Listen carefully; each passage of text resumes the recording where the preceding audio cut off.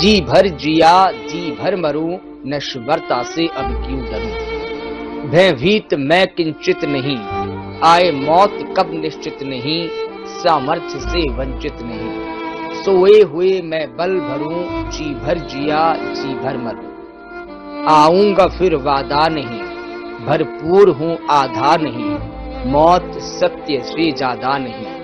मैं सत्य की आहें भरूं, जी भर जिया जी भर मरूं। नमस्कार, आप सभी का बहुत स्वागत है। मैं हूं आपके साथ मनीष कुमार। दर्शकों, आज हम आप सभी के लिए एक ऐसी कहानी लेकर आए हैं जो सच में रुलाती है, आंसू लेकर आती है, लेकिन हिम्मत भी देती है। अपेंडिक्स कैंसर की अंतिम चरणों में गौरव चौहान जी अभी जी रहे हैं अपने पलों को, लेकिन गौरव जी इन पलों को नकार रहे हैं और कह रहे हैं कि टाइगर अभी जिंदा है। गौरव जी हमारे साथ में स्टूडियो में मौजूद हैं, जिनसे हम उनकी दुनिया के बारे में पूछेंगे, उनकी बीमारी के बारे में पूछेंगे, उनके अंतिम पलों के बारे में पूछेंगे और कैसे इस बीमारी ने उनके शरीर को जकड़ा, इन तमाम पहलुओं के बारे में पूछेंगे। लेकिन इस दुनिया को वो अलविदा कहने से पहले ऐसी जिंदगी जी रहे हैं जिसे हम खुलकर भी कह सकते हैं खुशी, प्यार, इजहार और एक संदेश के साथ जी रहे हैं। हर लम्हों को खुशियों से भर देते हैं, हर एक के जिगर को खुशियों से भर देते हैं। गौरव चौहान जी हमारे साथ में स्टूडियो मौजूद है। गौरव जी, आपका बहुत स्वागत है। सबसे पहले तो मैं आपसे यही जानना चाहूंगा कि इन अंतिम क्षणों को कैसे आप जी रहे हैं, और जब ये बीमारी आपको पता चला, डॉक्टर ने आपको कहा कि आपको अपेंडिक्स कैंसर है, तो क्या रिएक्शन था आपका? देखिए, उस समय तो कुछ अलग माहौल था जब मुझे पता चला, लेकिन आपने कहा अंतिम क्षणों, मैं अंतिम मानता ही नहीं हूँ। मैं इतना जिंदा दिल हूँ कि मुझे लगता ही नहीं है कि मैं अंतिम, मरने वाला नहीं हूँ। मुझे नहीं लगता कि अंतिम।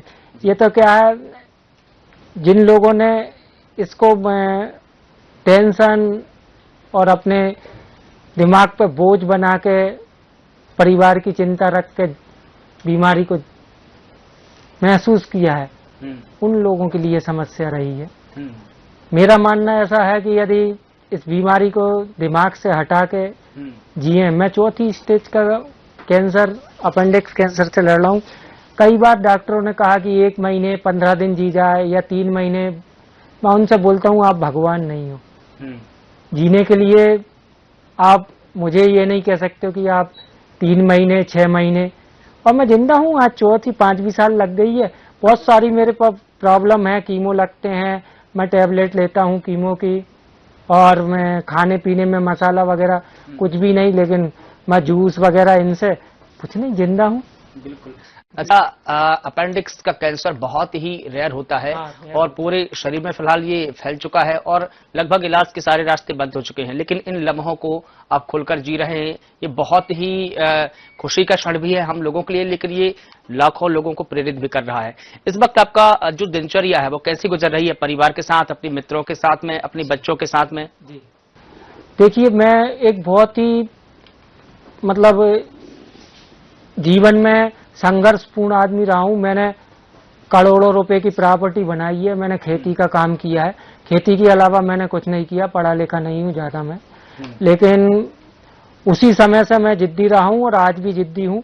मैंने कैंसर को कैंसर माना ही नहीं है, और परिवार में मैं किसी को ये महसूस भी नहीं होने देता हूँ कि मैं बीमार हूँ या मैं किसी को परेशान करूँ। हाँ, मेरे परिवार का बहुत सपोर्ट है। मेरा परिवार ऐसा परिवार है जो लोगों को प्रेरणा भी देगा। मेरे चाचा चाची मेरे साथ हैं, मेरे भैया भाभी मेरे साथ हैं, और जो हमारा 10-12 लोगों का परिवार है जो काफी लंबे समय से साथ है, तो पूरे गांव में वो मिसाल का ये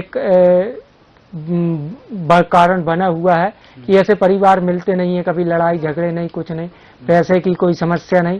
तो परिवार में किसी को उस टाइप से कोई समस्याएं है नहीं।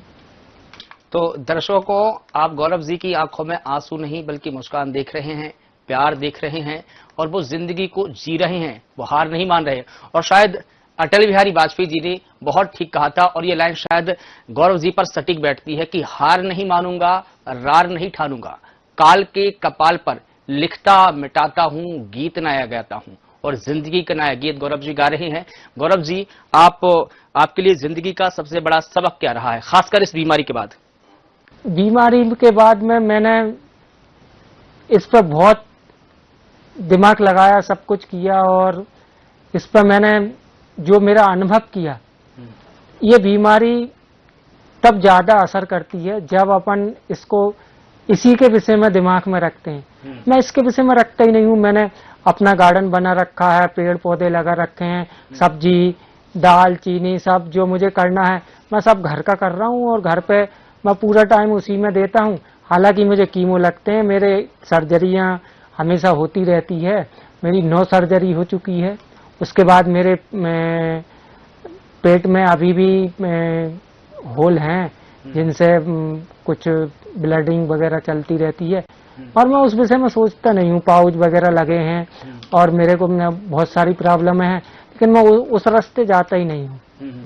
अच्छा गौरव जी, जैसे अपेंडिक्स कैंसर है, जैसे मैंने पहले ही बताया कि बहुत रेयर होता है। मन को तो चोट पहुंचाता ही है, शरीर को तो चोट पहुंचाता ही, लेकिन मन को भी पहुंचा देते हैं। अभी आपके मन में क्या चल रहा है? क्या कभी डर आपके मन पर हावी हुआ है, आपके शरीर पर हावी हुआ है? डर को आपने नजदीक आने दिया है?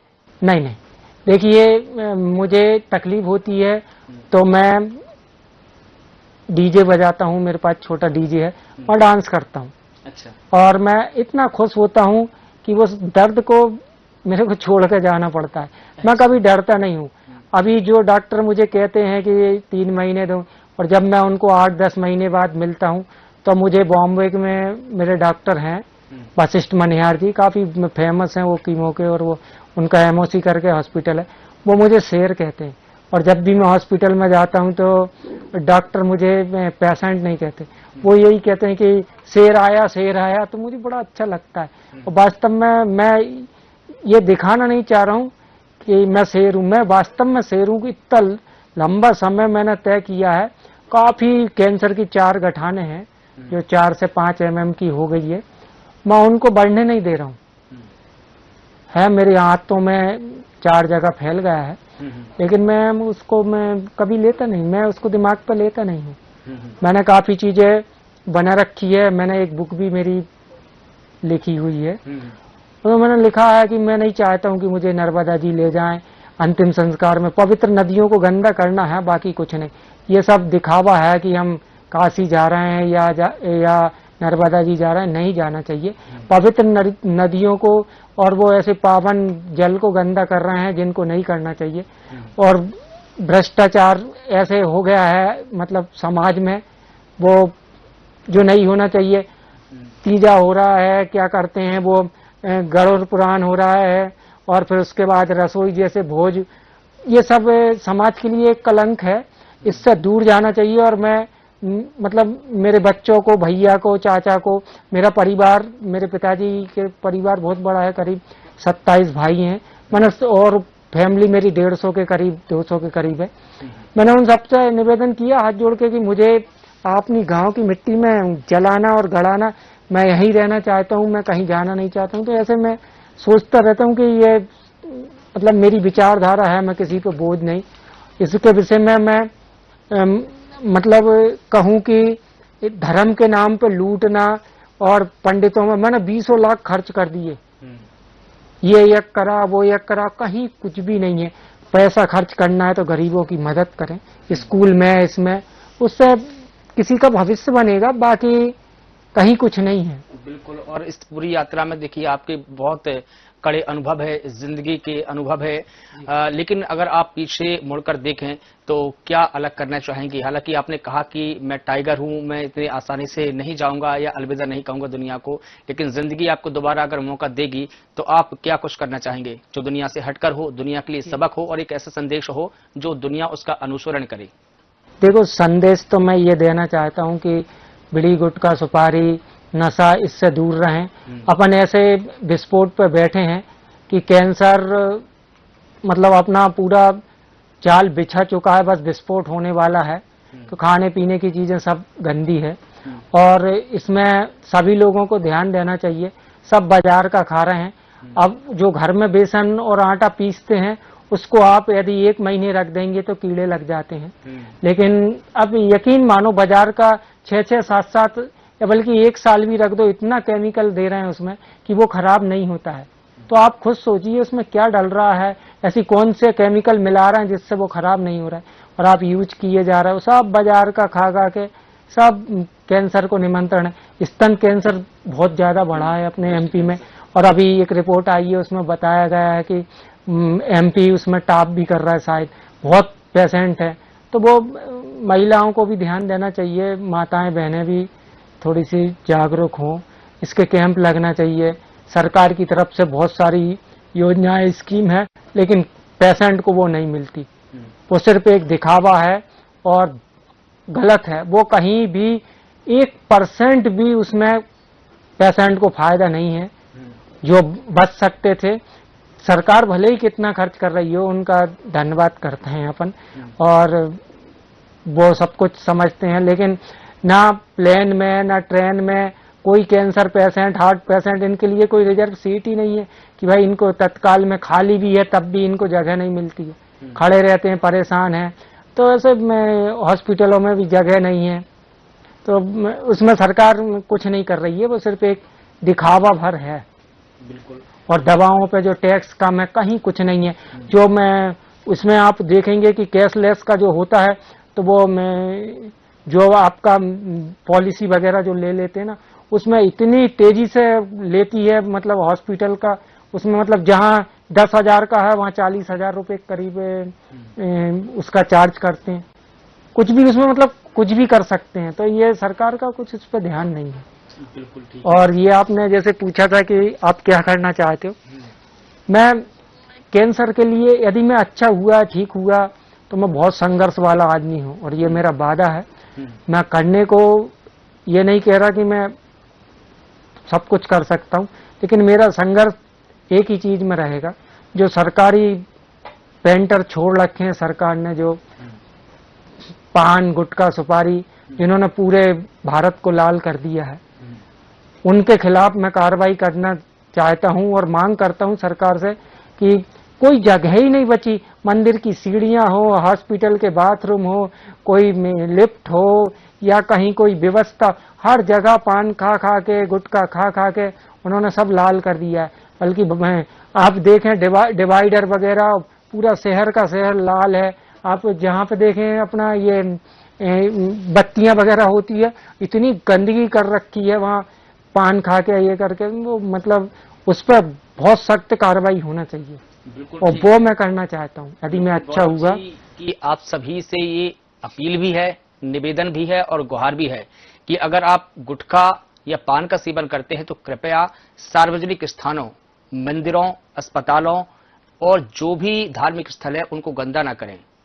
और गुटखा अगर ना भी खाएं तो ये जिंदगी के लिए बहुत अच्छा है। गौरव जी इस बात का संदेश भी देते हैं, आप लोगों को गुहार भी लगाते हैं और निवेदन भी करते हैं। लेकिन जैसे कि गौरव जी अभी आपने जो संदेश दिया है, अच्छा, जो लोग गंभीर बीमारी या कैंसर जैसी बीमारी से आज भी जूझ रहे हैं उनके लिए क्या संदेश देना चाहेंगे? और जो लोग स्वस्थ है उनके लिए तो आपने कहा कि गुटखा सेवन न करें, पान का सेवन न करें और जो भी हानिकारक चीज है, जो भी धूम्रपान की चीज है उनका सेवन न करें। लेकिन जो गंभीर बीमारी से आज जूझ रहे हैं, कैंसर से पीड़ित लोग हैं, उनके लिए क्या कहना चाहेंगे आप?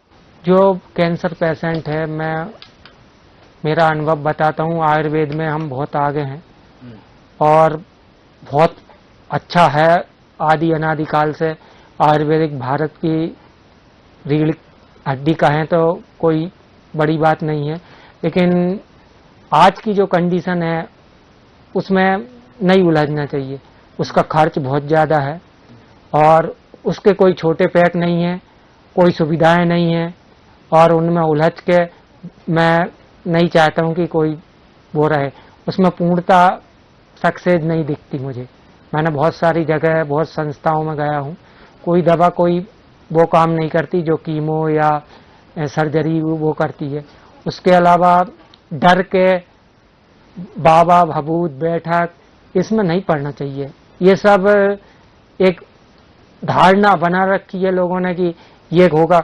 अब जहां भी 3 साल पहले जिसका बहुत नाम था बाबा जी का, मैं कोई किसी का विशेष का नाम नहीं लूंगा, लेकिन आप वो देखें कि वो उनके पूरे पेशेंट मर गए हैं तो आज उनका नाम चला गया, अब कोई नया खड़ा हो गया, हर बार कोई नया खड़ा, उनके चक्कर में जाके दवाएं इलाज बंद कर देते हैं। और ऐसा नहीं करना चाहिए, वो बिल्कुल गलत है।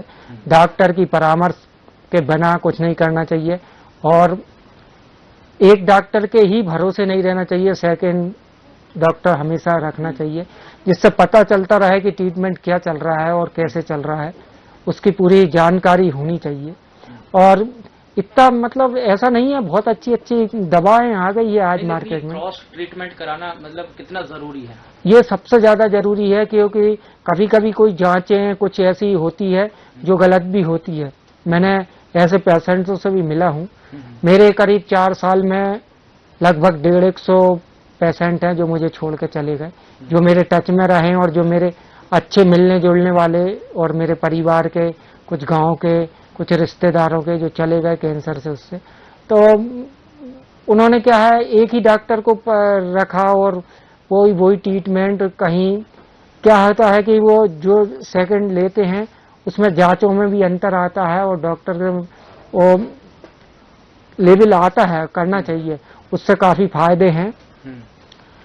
ऐसा नहीं है कि अपन एक ही डॉक्टर के उसमें राइट को, बहुत सारे डॉक्टर भी है जो ये कहते हैं कि आप सेकंड डॉक्टर को और दिखाएं यदि दिखाना चाहते हैं। अंशुमन डॉक्टर हैं जो बहुत फेमस है, जिन्होंने करीब उनके जीवन में 40,000 सर्जरी कर दी, 40,000। डॉक्टर अंशुमन बहुत फेमस है, दिल्ली के हैं। उनका मैं देखता रहता हूँ। उन्होंने मतलब वो बताते हैं कि लेना चाहिए और डरना नहीं चाहिए। कैंसर ऐसा नहीं है कि कैंसर हुआ और मर गए, ऐसा नहीं है, लेकिन लोग 3 महीने में मारने वाला कैंसर नहीं है। कोई कैंसर ऐसा नहीं है जो 3 महीने में पूरे इंसान को निगल जाए। इंसान को निगलती है उसकी डर, उसका भय, और उसको बार बार वो सोचना कि मैं मरने वाला हूँ, उसका जो डर वो बनाता है वो। बाकी ऐसा नहीं है, संभव ही नहीं है कि वो कर ले। मतलब मैं व्यक्ति में खुद में आत्मविश्वास। हाँ, मैं 4थी स्टेज पे, मुझे बोला गया 4थी स्टेज है, और बहुत फैला हुआ है। मुझे 4 गठाने हैं मेरे पेट में और 9 सर्जरी हुई है, मैं इसका सबूत हूँ। तो डॉक्टरों ने आपको कभी ये बताया है कि ये कैसे फैला अपेंडिक्स कैंसर जो है? हालांकि बहुत रेयर होता है, मैं पहले भी कहता था, लेकिन ये फैलता कैसे है शरीर में और किन लोगों के लिए ये घातक है? ये मैंने कभी गुटखा सुपारी या नशा पत्ता कुछ भी नहीं किया है, तो इसलिए मैं मतलब वो गुटखा वाला मेरा टॉपिक था, मैं उस पर ये नहीं कहूंगा कि आप छोड़ दें, लेकिन ये पान खा के हर जगह गंदगी करना वो अच्छे नहीं। लेकिन इसमें वही एक कारण नहीं रहता। मैं किसान हूँ, मैंने कीटनाशक का प्रयोग बहुत किया है। मेरी खुद की 100 एकड़ जमीन है, और 100 एकड़ में और दूसरी जमीन बटाई से और कोली वगैरह बोलते हैं हमारे इधर, वो उससे लेके मैं करता था। काफी मेरे स्प्रे का काम रहा, तो मुझे लगता है कि कीटनाशक दवा के कारण हो सकता है। बाकी तो मैं करीब 76 किलो मेरा वजन था, काफी सुंदर रहा हूं मैं। तो उस विषय में मतलब एकदम बीमारी आ गई, मुझे लगा नहीं, परिवार को भी नहीं लगा।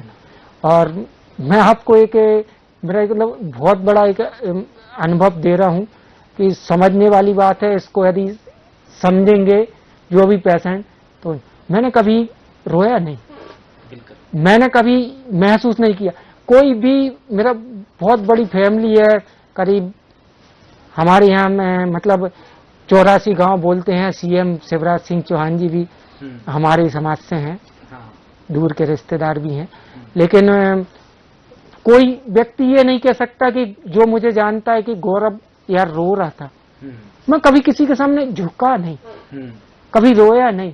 मैं आज भी बाजार जाता हूँ, गाय में लगाता हूँ, गाय का दूध मैं खुद निकालता हूँ। हाँ, मैं घास काटता हूँ, ट्रैक्टर चलाता हूँ, कार चलाता हूँ, शॉपिंग में करता हूँ। मेरा वजन 38 किलो बचा है।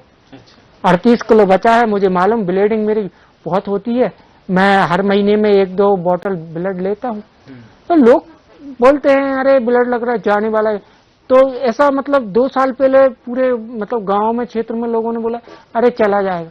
अरे मैंने कहा नहीं जाऊंगा, मैं वो कंडीशन में था, नहीं जाऊंगा। मुझे मालूम मुझे नहीं मरना, मैं नहीं मर रहा हूँ। जैसा कि गौरव जी बता रहे हैं कि वो खेती किसानी भी करते हैं, ट्रैक्टर भी चलाते हैं, लेकिन सबसे बड़ी बात उन्होंने ये कही है, और जो किसान भाई हमारे ये कार्यक्रम देख रहे हैं, मैं आपसे भी हमारे चैनल के माध्यम से अपील करता हूं कि अगर आप भी कीटनाशक का छिड़काव करते हैं, खेतों में काम करते हैं, तो जरा सावधानी पूर्वक काम करें और कीटनाशक का छिड़काव भी सावधानी पूर्वक करें। जो उसके यंत्र होते हैं, यंत्रों का उपयोग करें, और हो सके तो मुंह पर मास्क पहने, ग्लव्स पहने, ताकि आपका शरीर जो है सुरक्षित रहे। तो जैसे कि गौरव जी आपने बताया कि मैं रोता नहीं हूं, जिंदगी को जी रहा हूं, आपने फैसला किया है कि जो अंतिम क्षण बचे हैं उनको हंस के गुजारूंगा। मैं हंसता ही हूँ, और जिसको मेरी जरूरत पड़ती है मैं उसके यहाँ जाता हूँ, मदद भी करता हूँ। मुझे फावड़ा गैती चलानी होती है, जब गैती में थोड़ा वजन है तो नहीं चलती, लेकिन फावड़े वगैरह का भी थोड़ा बहुत मैंने गार्डन बना रखा है। यदि आप उसका पूरा देखेंगे, मैं दिखाता हूँ आपको गार्डन, तो गार्डन आप देखेंगे तो मैंने अपने आलू, भटे, टमाटर, या मैं धनिया, मटर, मक्के, गाय के लिए घास, और मेरे पास में मसालों की सारी वैरायटियों के पौधे, पपीता, जो अपने क्षेत्र में हो जाए, भोपाल क्षेत्र में जो होते हैं सारे लगा रखे हैं। मुझे उनमें टाइम पास करना रहता है। और मम्मी हैं, चाची हैं, पापा मेरे पटवारी थे, वो शांत हो गए हैं 2021 में, और घर में सभी हैं। मैं सबके साथ हंसी मजाक खेलता रहता हूँ। मुझे उस विषय में कभी कुछ लगता ही नहीं है कि मैं बीमार हूँ। बिल्कुल। तो गौरव जी, आपकी हिम्मत, मुस्कान, सोच, समझ, कार्य प्रणाली से लाखों लोग प्रेरित हो रहे हैं, हमारे दर्शक भी प्रेरित हो रहे हैं। अच्छा, कोई एक संदेश जो आप समाज को देना चाहें, जो आप युवाओं को देना चाहें, जो आप सरकारों को देना चाहें, जो हम सभी को देना चाहें आप?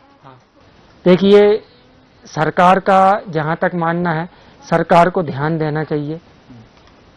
वो उसमें पूर्णतः ध्यान नहीं दे पा रही हैं। स्कीमें बहुत है लेकिन वो हो नहीं पा रही है।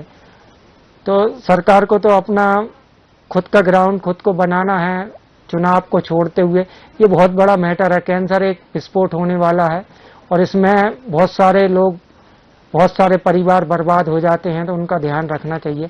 इसका इलाज फ्री होना चाहिए, जो नहीं हो पा रहा। कैंसर का इलाज फ्री, सबसे महंगा यदि कोई इलाज है तो वो कैंसर का है। उस पर कुछ ना कुछ सरकार को करना चाहिए। समाज को तो मैं ये कहूँगा कि जैसे आज बड़े बड़े रिसेप्शन वगैरह हो रहे हैं, सब रिसेप्शनों में आप देखें पूरा केमिकल खा रहे हैं। ऐसा आप समझ लें, डिस्पोजल लूज वाले या कटोरियां उसमें यूज हो रही है, उसमें जो तेल यूज हो रहा है पूरा सामान नकली आ रहा है। पनीर वगैरह आप दूध देखें तो अभी पनीर आप देखें तो उत्तर प्रदेश में इतना पकड़ाया था, वो गड्ढे खोद के गड़ाए। अपने यहाँ इंदौर में घी, राजस्थान में दूध, ये करोड़ों लीटर कहाँ जा रहा है। तो इस पर ध्यान दे कि ये जो भोजन दिखावे के लिए ना बनाए, समाज को कम क्वांटिटी में बनाए लेकिन अच्छा, उस पर ध्यान देना चाहिए। और युवाओं से तो मैं हाथ जोड़ के निवेदन करता हूँ, नशा से दूर रहें, कुछ भी ना करें। पढ़ाई लिखाई कोई मायने नहीं रखती। मैं बिल्कुल भी नहीं कहता किसी से, मुझे तो हिंदी इंग्लिश का भी ज्ञान नहीं है, लेकिन मैं नॉलेज इतना रखता हूँ कि आप कहें तो सारे कोई भी टॉपिक पे बात कर लें आप मुझसे, मैं जवाब दे दूंगा। लेकिन पढ़ाई लिखाई के लिए नहीं कहूंगा, मगर मैं ये जरूर कहूंगा नशे से दूर रहें। नशा वो चीज है जिससे मैं जीवन में कुछ आगे कुछ कर ही नहीं सकता, भविष्य ही खराब हो जाता है। तो दर्शकों, साथियों, नशा नाश की जड़ है। गौरव जी की कहानी सुनकर, उनकी बातों को सुनकर दिल भर आता है। एक ऐसी जिंदगी जहां मौत जिंदगी के दरवाजे पर दस्तक दे रही है, लेकिन वो इंसान अभी भी सांस ले रहा है, जिंदगी की मिठास में जी रहा है। डॉक्टर कहते हैं कि अब कोई इलाज का रास्ता नहीं बचा है, लेकिन आंखों में आंसू नहीं है, बल्कि एक मुस्कान है जो परिवार का संबल है, हम सभी का संबल है। और वो कह रहे हैं कि मैं हार नहीं मान रहा, मैं जी रहा हूं, जितना बचा है मैं उतना जी रहा हूं। और एक बार फिर से मैं अटल बिहारी वाजपेयी जी की वो पंक्तियां सुनाना चाहता हूं कि मैं हार नहीं मानूंगा, रार नहीं ठानूंगा, काल के कपाल पर लिखता मिटाता हूं, गीत नया गाता हूं। और ये गीत जिंदगी का है जो गौरव जी गा रहे हैं अंतिम क्षणों में भी हम सभी के बीच। तो साथियों, इस पल को हम यहीं पर विराम देना चाहेंगे। गौरव जी को बहुत शुभकामनाएं, बहुत प्यार हम सभी की तरफ से, हम सभी दर्शकों की तरफ से। बहुत शुक्रिया गौरव जी हमारे साथ आने के लिए, समय बताने के लिए। तो दर्शकों, हमें भी आप विदाई का समय दीजिए और आप लगातार बने रहिए साधना न्यूज के साथ। नमस्कार।